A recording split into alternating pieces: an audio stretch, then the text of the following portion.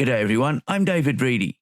Welcome to Piano Finally, a podcast by an old bloke who's getting around to learning the piano. Finally.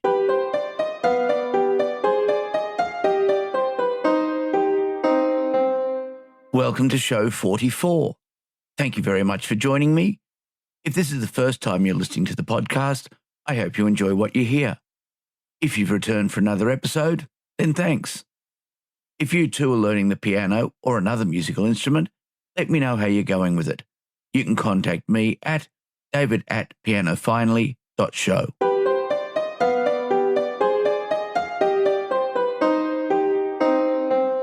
School has finished for the term, and I will now be on holidays for the next 2 weeks, which will be pleasant. It has been a long and busy term. On the last Wednesday of the school term, there was an assembly, and I found myself sitting in front of the school band. At the end of the assembly, I was able to get a copy of the vocal score for the school song. After all, I should be able to play it.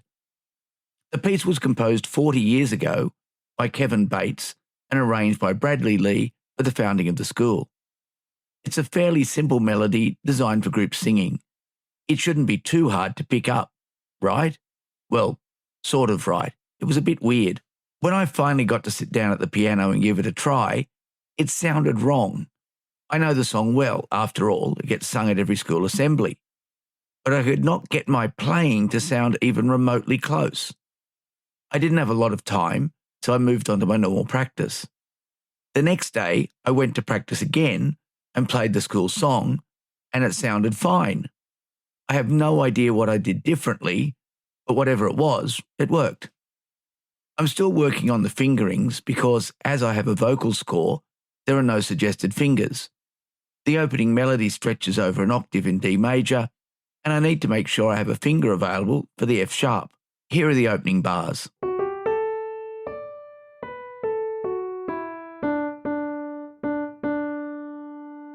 I have mentioned Deutsche Grammophon's Stage Plus service before. It is a reasonably expensive streaming service, but if you like high-quality classical music and video, then it may be worth checking it out. But it's not all performances. Stage Plus also includes access to a very large range of excellent music documentaries that stretch back over decades. The topics in the documentaries range from stories about music to stories about the performers. In particular, there is a series called Magic Moments in Music, which documents performances of significance. There's one about Vladimir Horowitz's performance in Moscow during the Cold War, which is a fascinating look at how music was used as part of diplomacy. Deutsche Grammophon has many of the world's top classical artists on their books, and so there are quite a number of documentaries about them, their performances, and their approach to music. Contemporary artists such as Nobuyuki Tsujii, Lang Lang, Vikanor Olofsson, and Daniel Trifonov all feature, as do many of the artists who made Deutsche Grammophon the name it is today. I grew up listening to recordings of Leonard Bernstein and Herbert von Karajan, and there are several excellent films about them and their music. Additionally, there are many of their audio and video performances elsewhere on Stage Plus. One minor problem with some of the documentaries is that they are not all in English, and some of them don't have subtitles. That may be a problem, but then the music doesn't need translation, so it depends a bit on the type of documentary you're watching. If you're looking for some music-adjacent videos to watch, Stage Plus is a great resource. Just before finishing, Stage Plus now includes music that is published by Hyperion. If you've been listening to the Chopin podcast with Ben Lordy and Garrick Olson, then you'll know that you can find Garrick's complete set of all Chopin's music on Hyperion, and a lot of it is now available on Stage Plus.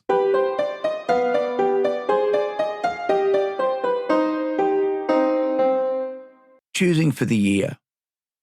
Over the last couple of lessons, Devi and I chose the next lot of music to learn for the next 12 months or so. The pieces I've been working on are getting to the stage where they are no longer pieces I am learning.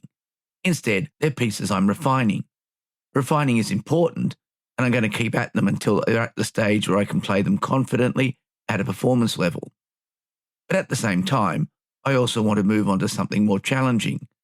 So how did we go about it, and what did we end up choosing? I suppose I should outline my thinking for selecting pieces. I'm learning the piano, so the pieces should teach me something. But they should also teach me more than just some more advanced techniques, although they clearly should do that too. Perhaps they should cover a wider range of keys, perhaps something that is minor rather than major, and perhaps genres that are further from the romantic and classical pieces I've been playing so far. I've quite enjoyed moving over to the Blackout Blues piece, even though I'm not a big jazz and blues fan. It was nice to make some music that sounded different. The first step, though, was to gather some resources. As everybody knows, spending money on books doesn't count as spending money, so heading to one of the large music stores was an easy decision. Given that there is a lot of music available online, why go to a music store? Because it's convenient. I want music that is a bit harder than the level I'm currently on, but not so hard that I'll get annoyed. So having a wide range of graded music makes sense. I already have the AMEB Grade 1 repertoire book, which contains classical pieces that are on the current syllabus for the AMEB exams. The preparatory level pieces I've been learning are from the equivalent ANSCA book, and they're also classically oriented. The books I bought for this purpose I've mentioned before. They're the AMEB Piano for Leisure Grade 1 series and the RSL Rock School Grade 1 for Contemporary Piano. This gives me over 40 pieces from which to choose, and they cover a wide range of genres and techniques. The first piece I have chosen is Die Vogelfänger bin ich ja from Mozart's The Magic Flute. I already know and like the piece, and the piano arrangement by Barry Carson Turner is nice. It is played quicker than many of the pieces I have learned so far, and introduces some of the standard elements of classical music, such as an Alberti bass and short runs of notes up the scale. It's also in G, so there are F sharps to remember. It's in 4/4 time with some semiquavers in the scale runs. So there's enough to learn to make it worthwhile. And it's a nice piece of music to be able to play when someone asks to hear something. The second piece is A Wild Chase by Win-Anne Rossi. It's not a piece I was familiar with, and we chose it mainly because it will definitely provide a challenge for fingering and note reading. Instead of the usual pair of a treble clef and a bass clef making up the grand staff, A Wild Chase has a pair of bass clefs for most of the piece, with a few bars of paired treble clefs. As I'm more comfortable with the treble clef, this should help me become more familiar with the bass version. The fingering is also more complicated, with the melody being shared between the hands over a wide range of the keyboard.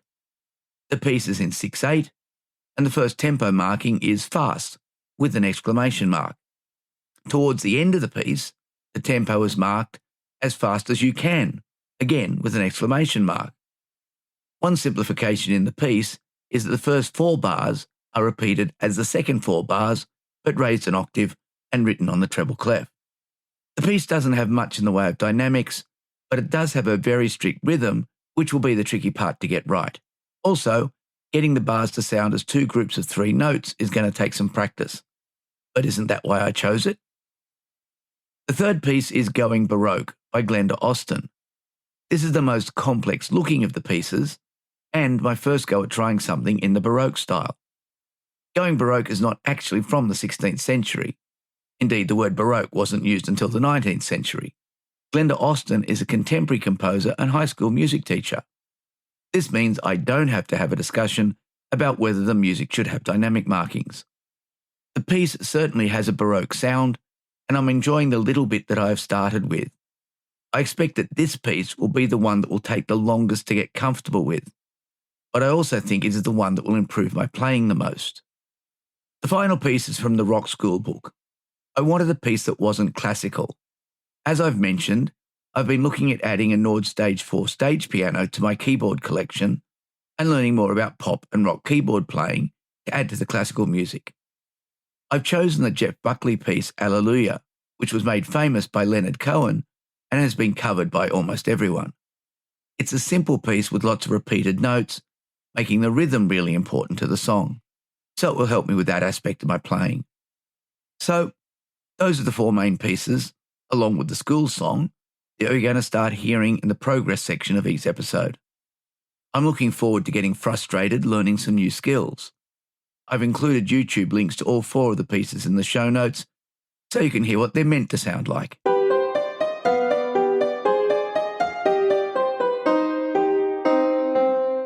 I buy a lot of books because, as I've said before, buying books doesn't count as spending money. The book I'm reviewing this week came from another suggestion from Bill Hilton's Discord group. There are always discussions about different resources, and as many of the members are also adult learners, the recommendations are usually pretty good. The Pop Piano book by Mark Harrison was recommended by a number of people in Discord as being a good way to understand how to use chord patterns to accompany the melody of a song. It's a big book at 500 pages, and it's designed to be followed from the beginning to the end. I looked at some of the later chapters, and they very much rely on your understanding of the earlier material. The book is divided into 2 main sections. The first quarter of the book covers the theory needed to understand scales and modes and then chords constructions from a contemporary music point of view. The longer second section looks at how these systems are applied to different contemporary genres. The first section of the book is very hands-on. Every time Mr. Harrison explains a concept, he accompanies it with examples and often suggests ways to practice until you master the concept. When the book moves on to the chords section, there are many exercises to try to ensure that, as a player, they eventually become almost automatic. The need to follow along with the book leads to one problem. The book is too unwieldy to use at the piano, or at least on the music stand of the piano.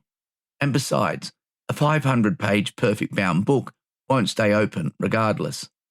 The book is available as a downloadable PDF, and that might be a better solution if you're serious about working through the material as a course. The genres covered in the second part of the book are pop ballad, pop rock, new age, R&B ballad, R&B funk, country, and slow and fast gospel. In each chapter, the skills built up in the first part are put to use making music of the particular genre. There's a lot of material here, probably enough to fill a couple of years of learning. Additional video-based courses, audio examples, and supporting materials accompany the book. You can even buy the MIDI files for all 782 music examples in the book.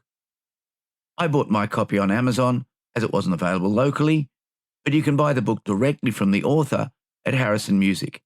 There's a link in the show notes.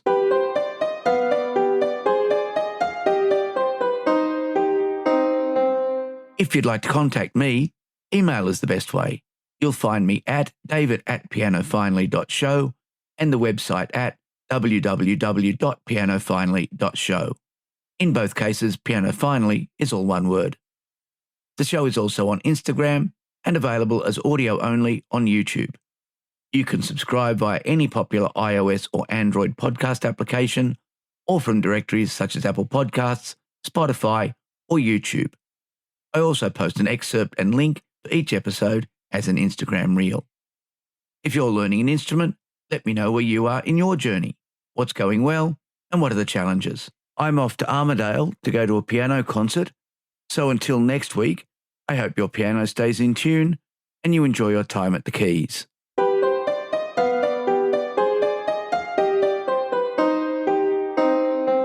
Two of the pieces I've been working on are now at the stage where I can play them from memory and at the correct speed, so they're moving to one play per practice session. I'll leave them out of the progress section for a while. They're Fritz Spindler's Canon and Daniel Gottlob Turk's Bagatelle in F. I am still working on Andrew Cragg's Afternoon Snooze and Blackout Blues, so they're included this week. For Afternoon Snooze, I'm working at keeping the timing consistent and correct, while Blackout Blues still needs work moving smoothly between the different blocks and remembering what chords to play. Both pieces were recorded in one take using the Kawai NV10 as the keyboard and Pianotech 8 on the M4 Pro Mac Mini, emulating the U4 upright piano in player mode.